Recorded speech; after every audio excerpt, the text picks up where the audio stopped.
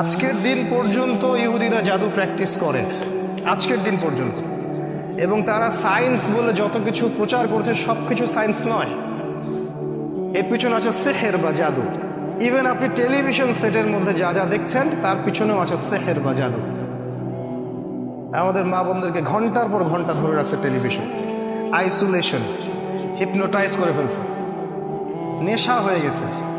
অনেক রকম জাদু আছে, আমি জাদু নিয়ে 5টা খুতবা দিতে পারবো ইনশাআল্লাহ। কারণ আমার স্টাডিজ ওই বেসটাই জাদু, সেহের।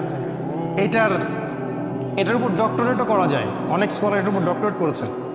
আর আজ পর্যন্ত আমাদের সবচেয়ে বড় শত্রু ইহুদিরাই। আল্লাহ পাক কোরআনে সেটা বলেছেন যে সূরা মাইদা পড়ে দেখবেন, তোমাদের সবচেয়ে বেশি শত্রুতা রাখে তোমাদের সাথে ইহুদি জাতি এবং মুশরিকরা, যারা একে অপরের বন্ধু। যদি আপনি কোরআন পড়েন তাহলে আপনার কাছে জগৎ স্পষ্ট হয়ে যাবে কেন নেতানিয়াহু মোদিকে ডাকে, তখন আপনি বুঝতে পারবেন। যারা ইসলামী বিধান পালন করেন না, কোরআনের সাথে সম্পর্ক কম বা নাই, হারাম রিজিকের সাথে সম্পর্ক আছে, যারা সুদ খাচ্ছেন, গান বাজনা করতেছেন, যারা বাদ্যযন্ত্রের সাথে সম্পর্কিত, যারা অশ্লীল টিভি মুভি এগুলো দেখছেন, এদের জাদুগ্রস্ত হওয়ার সম্ভাবনা 95%। একবার জাদুগ্রস্ত হয়ে গেলে তাকে রিকভার করা খুবই ডিফিকাল্ট। এই জন্য ইসলাম এই প্রোটেকশনগুলো দিয়েছে, কারণ একবার জাদুগ্রস্ত হয়ে গেলে এটাকে সলভ করা খুবই ডিফিকাল্ট। কারণ জাদু জিনের সহযোগিতা ছাড়া হয় না। যারা জাদু করে তারা জিনকে তাবে করে। আপনারা কিন্তু কোরআন পড়লে দেখবেন আল্লাহ পাক বলেছেন জাহান্নামের ইন্ধন হবে মানুষ আর জিন, যারা একে অপরকে সহযোগিতা করত। আজ পর্যন্ত কিছু মানুষ আছে এই পৃথিবীতে, আপনার আশপাশেও, যারা জিনের সহযোগিতা নিয়ে বিভিন্ন কুফরি কালাম তন্ত্রমন্ত্র করে। এবং গ্রামাঞ্চলে এটার প্রচলন অনেক বেশি, ঠিক আছে? ইভেন এখন শহরেও এগুলো ঢুকে পড়ছে। প্রেমের জোড়া দেওয়ার জন্যে, বাড়ির বরকতের জন্য, স্বামী স্ত্রীর সম্পর্ক উন্নয়নের জন্য বিভিন্ন কাজে এগুলো করা হচ্ছে। এবং আমাদের দেশে কবিরাজের সংখ্যা তো অভাব নাই। আর যেহেতু এগুলো সম্পর্কে আমরা জানি কম, আমরা কিছু হইলেই ওদের কাছে দৌড়াই। এই সুযোগটা ওরা আমাদের কাছ থেকে নেয়, নিয়ে সে এদিক থেকেও টাকা খায়, ওদিক থেকেও টাকা খায়। শয়তান, এক কথায় শয়তানের চেলাপেলা এগুলা। তো আল্লাহ রাসূলকে ইহুদিরা জাদু করেছিল। এবং আপনারা জানেন কি না যে ইহুদিরা তাকে হত্যা করার চেষ্টা করেছিল, তার খাবারের মধ্যে বিষও দিয়েছিল। যে জাতি আমাদের নবীকে হত্যা করতে পারে এবং যে জাতি অসংখ্য নবীকে আগে হত্যা করে আসছে, কিভাবে আমরা ভাবলাম যে তারা আমাদের বন্ধু? অথচ আল্লাহ কোরআনে বলছেন তারা কখনো তোমাদের কল্যাণ চায় না, তারা ভিতরে যেটা গোপন করে সেটা আরো বেশি ভয়ঙ্কর, ঠিক আছে? তো তিনি এই জাদুগ্রস্ত হয়ে রাসূল সাল্লাল্লাহু আলাইহি ওয়াসাল্লাম যে সমস্যাটা হলো সেটা হলো তিনি ভুলে যাচ্ছিলেন, কোনো কাজ করলে মনে রাখতে পারছিলেন না। এমনকি তিনি তার স্ত্রীর কাছে গিয়েছেন কি না সেটাও মনে রাখতে পারছিলেন। তো জাদুগ্রস্ত হলে খুব খারাপ অবস্থা হয়। এই জন্য আমার রিকোয়েস্ট থাকবে যে আপনারা অনতিবিলম্বে কোরআন, সুন্নাহ, সহিহ জিকির, আজগার, দোয়া, কালাম এগুলো শিখে নেবেন এবং সকাল সন্ধ্যা এগুলো প্র্যাকটিস করবেন। তখন ইনশাল্লাহ কোনো জিন বা কোনো জাদুকর আপনার কোনো ক্ষতি করতে পারবে না। তো এই যে সমস্যাটা রাসূল সাল্লাল্লাহু আলাইহি ওয়াসাল্লামের হলো, এরপরে একদিন তিনি শুয়ে আছেন আর আল্লাহর পক্ষ থেকে 2জন ফেরেশতা তার কাছে আসলেন। এসে তারা একে অপরের সাথে কথোপকথন করছেন, আর এই কথোপকথনটা রাসূলকে জানিয়ে দেওয়া হচ্ছে। একজন ফেরেশতা আরেকজন ফেরেশতাকে বলছেন এই ব্যক্তির কি হয়েছে। ওই ফেরেশতা জবাব দিচ্ছেন যে তাকে জাদু করা হয়েছে। আবার ইনি বলছেন কে জাদু করেছে, মানে কথোপকথনের মাধ্যমে তাকে মেসেজ দেওয়া হচ্ছে। উনি বলছেন যে অমুক মহিলা জাদু করেছে। তিনি বলছেন জাদু কি দিয়ে করা হয়েছে? উনি বলছেন জাদু চুল দিয়ে করা হয়েছে। ইনি বলছেন জাদু উপকরণ কোথায় আছে? উনি বলছেন জাদুর উপকরণ অমুক কুয়ার নিচে আছে, অমুক কুয়ার নিচে আছে। এবার তিনি মেসেজ পাইলেন যে জাদুর উপকরণ আসলে কোথায় আছে। এই মেসেজ তো আর আমরা পাবো না কেউ জাদুগ্রস্ত হয়ে গেলে। তখন জিনকে সামনে হাজির করায় কথা বলতে হয়, তারপরে সে উপকরণ বলে দেয়। এই ট্রিটমেন্টটা খুবই ভয়ঙ্কর। আপনারা যদি দেখে থাকেন তাহলে দেখবেন, ভয় পেয়ে যাবেন। যাই হোক, তো রাসূল সাল্লাল্লাহু আলাইহি ওয়াসাল্লামকে মেসেজ দেওয়া হলো যে জাদুর উপকরণ ওই কূপের নিচে আছে। তিনি সকালবেলা উঠলেন এবং উঠে আলী রাদিয়াল্লাহু আনহুকে বললেন, আলী রাদিয়াল্লাহু আনহু, যে আলী ওই কূপের নিচে জাদুর উপকরণ আছে, ওকে ধ্বংস করে আসো। এই একমাত্র সাহাবী যার জীবনী পড়লে আমাদের ঈর্ষা হয়। শুরু থেকে যখন তার বয়স 6-7 তখন থেকে ইসলামের পাশে তিনি দাঁড়িয়ে আছেন। আর এই সাহাবীকেও মানুষ হত্যা করেছে, আলী রাদিয়াল্লাহু আনহুকেও মানুষ হত্যা করেছে, ভালো মানুষকেই এইভাবে মরতে হয়েছে। শুধু তাকে নয়, ওসমান রাদিয়াল্লাহু আনহুকে শাহাদাত বরণ করতে হয়েছে। ইভেন আমাদের রাসূলকে বিষ প্রয়োগ করা হয়েছে, অনেক নবীকে হত্যা করা হয়েছে। যাই হোক, তার জীবনীটা পড়লে দেখবেন যে তিনি শুরু থেকে ইসলামের পাশে একদম পাথরের মতো, পাহাড়ের মতো। উনি গেলেন, গিয়ে ওই উপকরণটাকে ধ্বংস করলেন এবং রাসূল সাল্লাল্লাহু আলাইহি ওয়াসাল্লাম কাছে এসে অনুমতি চাচ্ছেন যে ইয়া রাসূলুল্লাহ, আমাকে অনুমতি দেন, যে আপনাকে জাদু করেছে ওকে আমরা গর্দান উড়িয়ে দেব, গর্দান উড়িয়ে দেব। এবং সাথে উমর রাদিয়াল্লাহু আনহু ছিলেন। এটা তো বিশাল অপরাধ।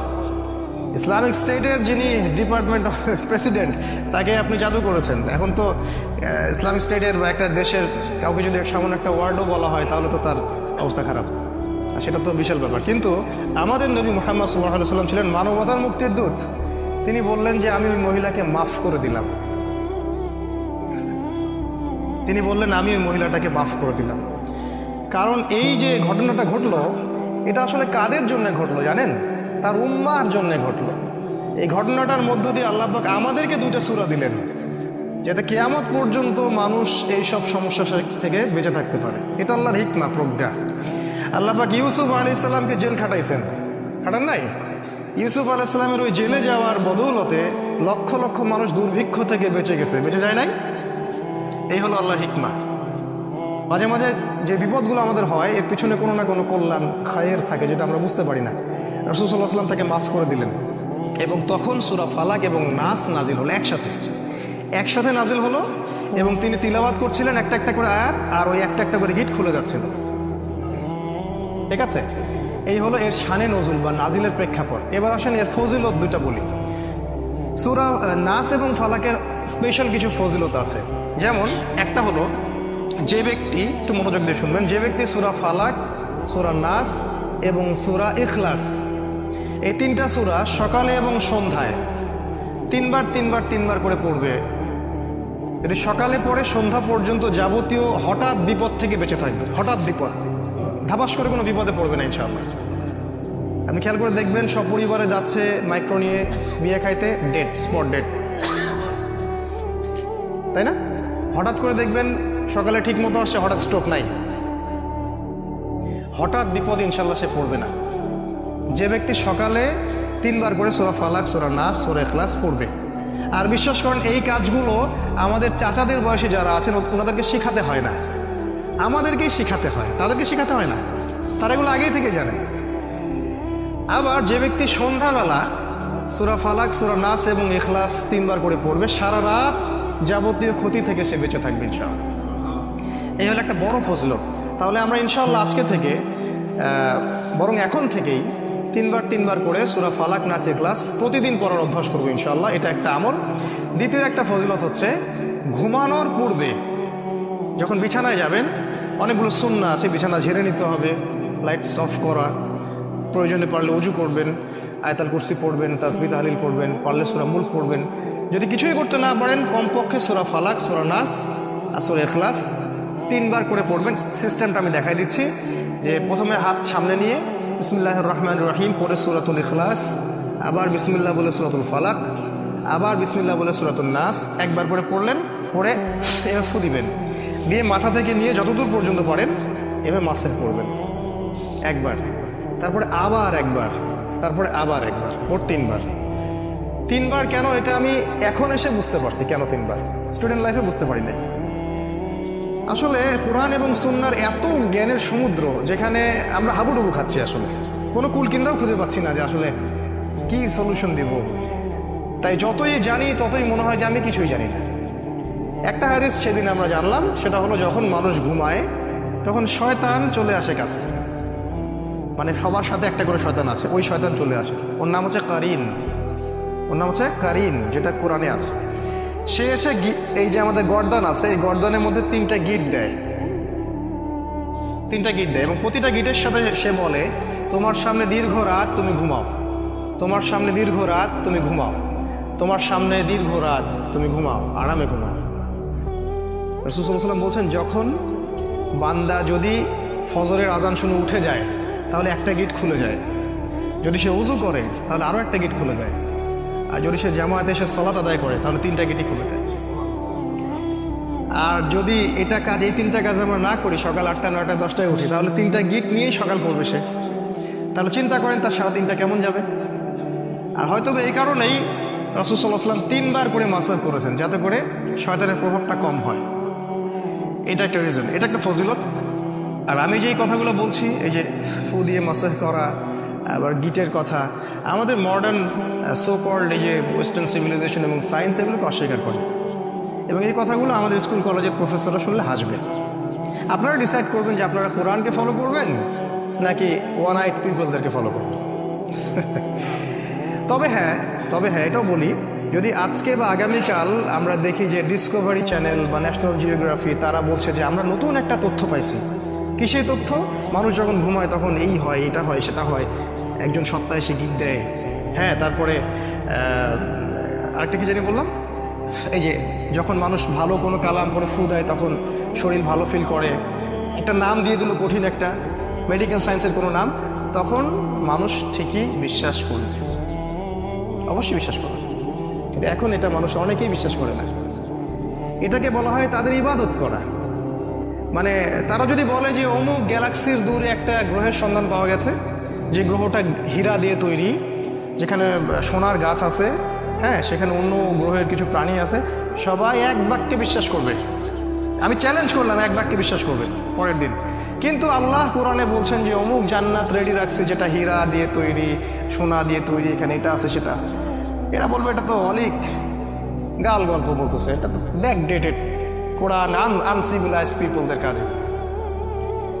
তো এতে ধোঁকা পড়বেন না, এটা দাজ্জাল, যেটা আপনাদেরকে ওয়ান আইড বানাচ্ছে, এক চোখা বানাচ্ছে।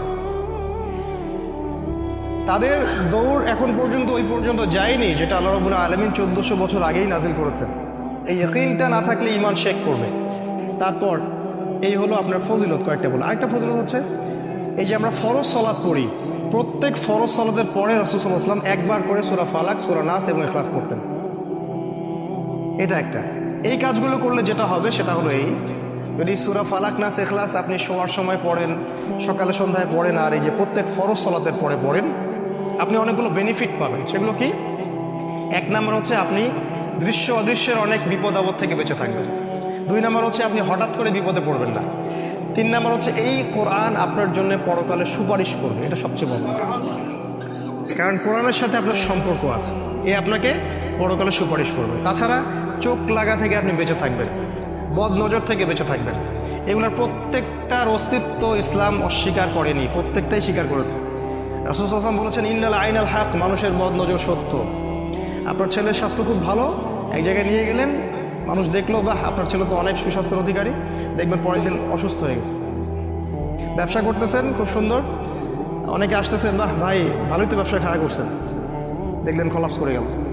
চোখের বদ নজর সত্য। এর দলিল সূরা কাহফের মধ্যে আছে। যদি কারো কিছু ভালো লাগে তখন বলতে হবে মাশাআল্লাহ, খুব সুন্দর, সুবহানাল্লাহ, চমৎকার, আলহামদুলিল্লাহ, আল্লাহ পাক দিয়েছেন। এই কথাগুলো প্র্যাকটিস করবেন, এই সংস্কৃতিগুলো আপনাকে চোখ লাগা থেকে বাঁচাবে। এগুলো তো আমাদের স্কুল কলেজ বিশ্ববিদ্যালয়ে শেখানো হয় না। চোখ লাগাবার কি জিনিস? ওরা বলবো এটা ব্যাকডেটেড মানুষের কাজ, এটা কুসংস্কার, এটা হচ্ছে গোড়া মুসলিমদের কথা। তো রাস্তায় যে মেয়েরা ঘুরে এরা চোখ লাগা, এদের পিছনে চোখ লাগছে মানুষের। আর একবার চোখ লাগলে খুব সমস্যা আছে। একবার একজন সাহাবী গোসল করছিলেন, আর একজন সাহাবী তাকে দেখে বলছেন যে বাহ তোমার স্কিনটা তো অনেক সুন্দর, একদম মনে হচ্ছে যে কুমারী মেয়ের মতো স্কিন। সাথে সাথে ওই সাহাবী ওখানে বেহুশ হয়ে পড়ে গেলেন, একদম সাথে সাথে। এটা বুখারীর হাদিস। রাসূল সাল্লাল্লাহু আলাইহি ওয়াসাল্লাম ওই সাহাবীকে ডাকলেন, ডেকে বললেন যে তুমি কি তোমার ভাইকে মারতে চাও? তিনি বললেন আমি আবার কখন মারতে চাইলাম, আমি তো বললাম যে তার স্কিনটা অনেক সুন্দর, সে তো সুন্দর, আমি তো প্রশংসা করলাম। তখন তিনি বললেন যে কেন তুমি কল্যাণের বা বরকতের দোয়া করলা না? মাশাআল্লাহ ভাই তোমার স্কিনটা অনেক সুন্দর, মাশাআল্লাহ, আলহামদুলিল্লাহ, বারাকাল্লাহ ফিক, এগুলো কেন বললা না? তখন ওই সাহাবীকে গোসল দেয়া হলো এবং ওই গোসলের পানি দিয়ে এই সাহাবীকে গোসল দেয়া হলো, তারপরে ইনি সুস্থ হলেন।